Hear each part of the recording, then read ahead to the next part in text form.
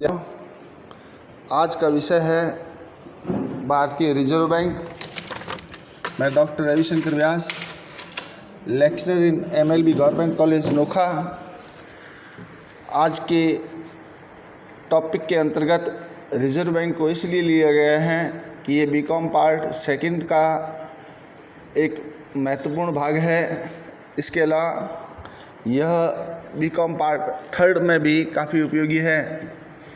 पिछले दिनों में मैंने बैंक की विभिन्न दरों का उल्लेख किया था।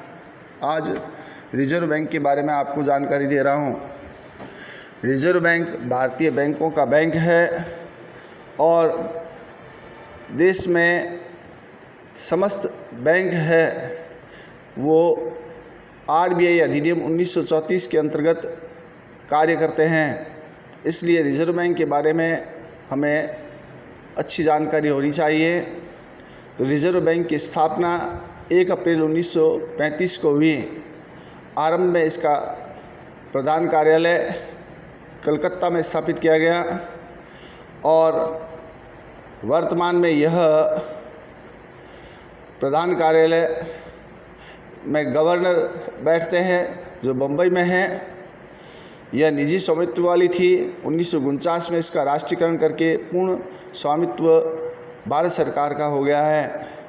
भारतीय रिजर्व बैंक की प्रस्तावना में मूल कार्य यह बताया गया है, भारत में मौद्रिक स्थिरता प्राप्त करने की दृष्टि से बैंक नोटों के निर्गमन को विनियमित करना तथा प्रारक्षित निधि को बनाए रखना और सामान्य रूप से देश के हित में मुद्रा व ऋण प्रणाली संचालित करना, अत्यधिक जटिल अर्थव्यवस्था की चुनौतियों से निपटने के लिए आधुनिक मौद्रिक नीति फ्रेमवर्क रखना, वृद्धि के उद्देश्य को ध्यान में रखते हुए मूल्य स्थिरता बनाए रखना है। तो कुल मिलाकर इसकी प्रस्तावना का अर्थ है कि मौद्रिक स्थिरता, नोट निर्गमन, विभिन्न कोषों का संरक्षण, मुद्रा व ऋण प्रणाली पर नियंत्रण, अर्थव्यवस्था की चुनौतियों को सही ढंग से दूर करना, आधुनिक मौद्रिक नीति का निर्माण करना और देश में कीमतों में स्थिरता बनाए रखना है। प्रिय विद्यार्थियों, वर्तमान में हम देखते हैं कि कोविड-19 के बाद देश में मौद्रिक अस्थिरता हो गई, नए नोटों का निर्गमन हुआ, साथ ही मुद्रा व ऋण प्रणाली में भी अत्यधिक परिवर्तन हुए, विभिन्न प्रकार की बैंक दरों में कमी की गई, अत्यधिक अर्थव्यवस्था में जटिलता उत्पन्न हो गई, बेरोजगारी की समस्या हुई, कृषि उद्योग व्यापार आदि पर बुरा प्रभाव पड़ा। तो ऐसी स्थिति में रिजर्व बैंक अब अपनी प्रस्तावना के अनुसार, प्रस्तावना के ही अनुरूप कार्य करने के लिए कटिबद्ध है। रिजर्व बैंक के केंद्रीय बोर्ड के अंतर्गत हम देखते हैं कि कामकाज केंद्रीय निदेशक बोर्ड द्वारा किया जाता है जो अधिनियम के अनुसार नियुक्त होता है। इसमें सरकारी निदेशक होता है, पूर्णकालिक गवर्नर होता है और 4 उप गवर्नर होते हैं। रिजर्व बैंक में हम देखते हैं कि वर्तमान में श्री शशिकांत दास गुप्ता जी गवर्नर है। इसके अलावा BP कानूनगो उप गवर्नर, महेश कुमार जैन उप गवर्नर, डॉक्टर MD पात्र उप गवर्नर है। इसके अलावा भी इसमें अनेक सदस्य होते हैं जो समय समय पर रिजर्व बैंक को सलाह देते हैं। रिजर्व बैंक का एड्रेस है वह 16वीं मंजिल केंद्रीय कार्यालय भवन, शहीद भगत सिंह मार्ग, बम्बई 400001 है। रिजर्व बैंक अधिनियम के अंतर्गत कार्य करती है। इसके स्थानीय बोर्ड के अंतर्गत 4 क्षेत्रीय कार्यालय हैं जो बम्बई, कलकत्ता, चेन्नई और नई दिल्ली में हैं।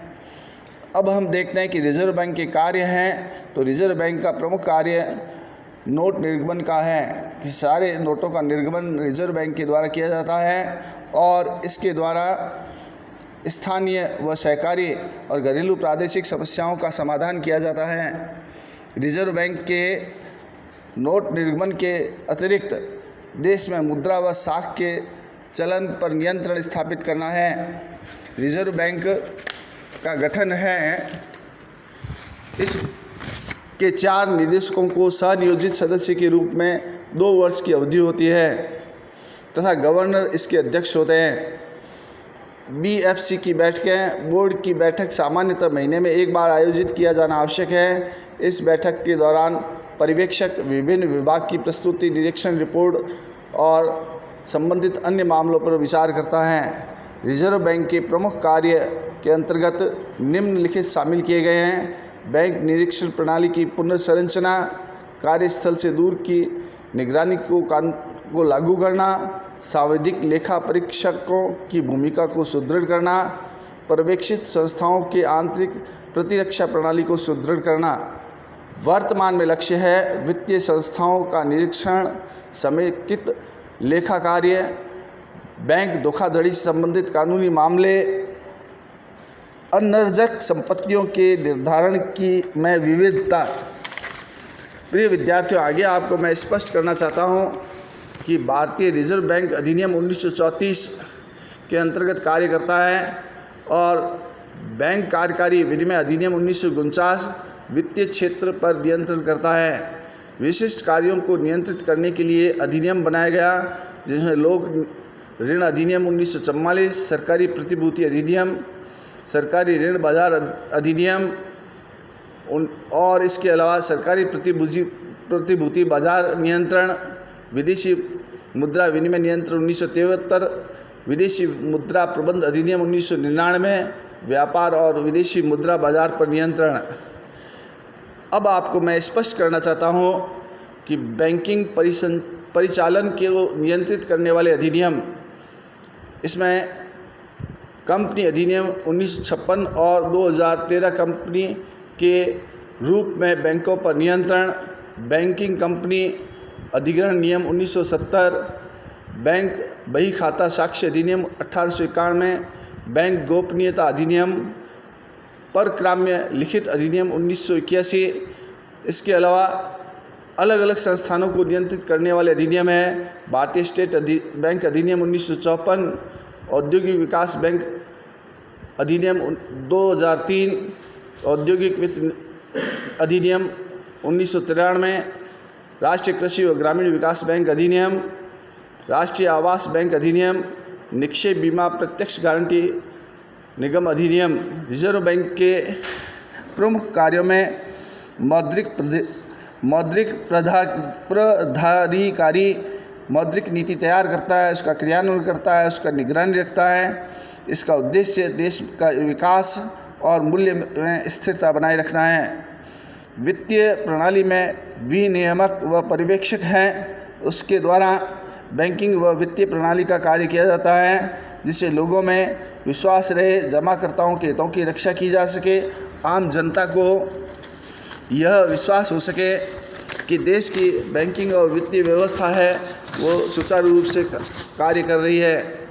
विदेशी मुद्रा प्रबंधक के अंतर्गत विदेशी मुद्रा प्रबंधक अधिनियम 1999 का प्रबंध करता है।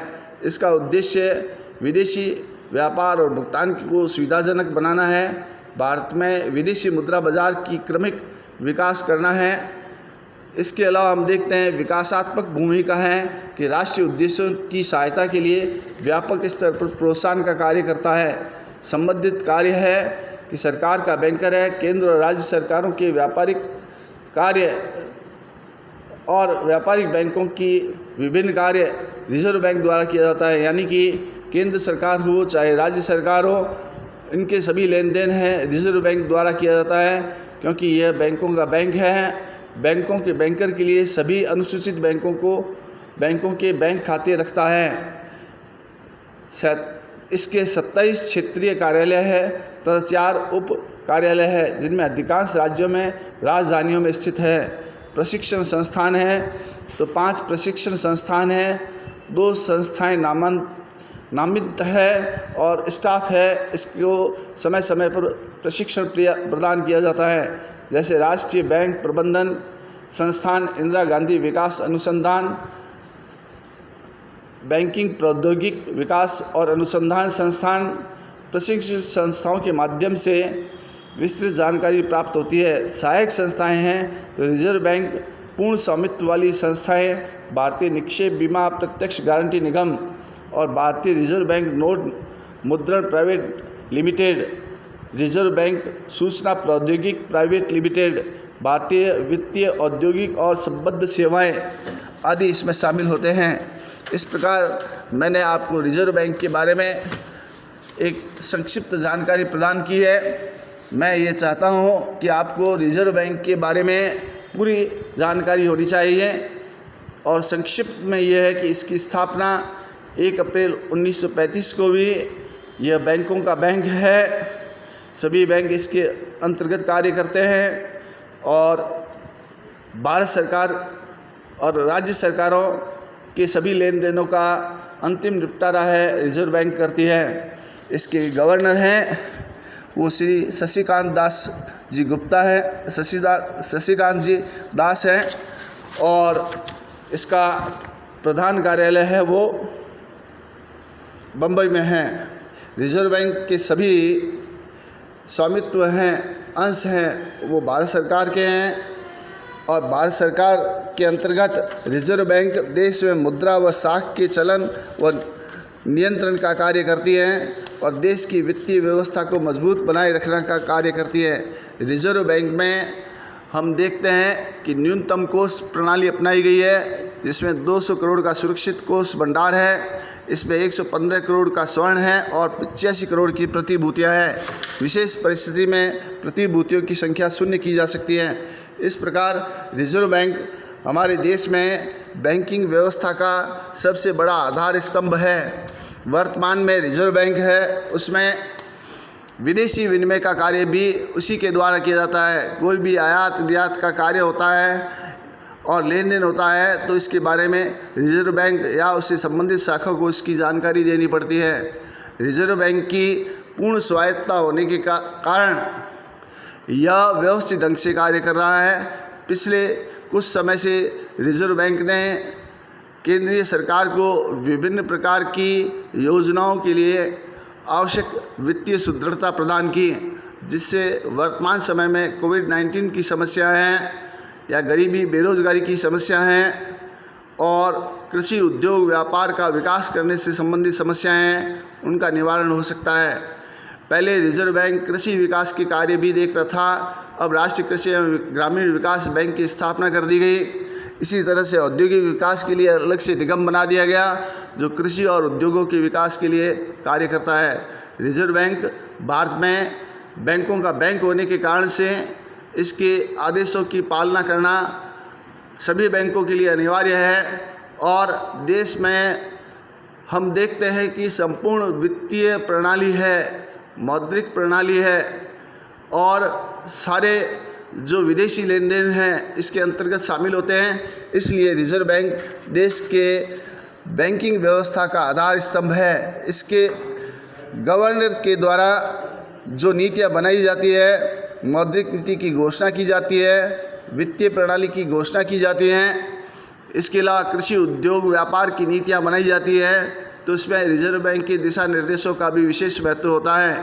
तो इस तरह रिजर्व बैंक के बारे में संक्षेप में आपको ये जानकारी होनी चाहिए कि यह बैंकों का बैंक है, सभी बैंक इसके अधीन होते हैं। देश के विकास के लिए मौद्रिक नीति, वित्तीय नीति का निर्माण इसी के द्वारा किया जाता है और देश के आर्थिक विकास के लिए, नोट निर्गमन के लिए, मौद्रिक नियंत्रण के लिए, चलन व साख का नियंत्रण करने के लिए, कृषि उद्योग व्यापार का विकास करने के लिए, अन्य सरकारी योजनाओं को और सुदृढ़ ढंग से लागू करने के लिए रिजर्व बैंक की भूमिका बहुत महत्वपूर्ण है।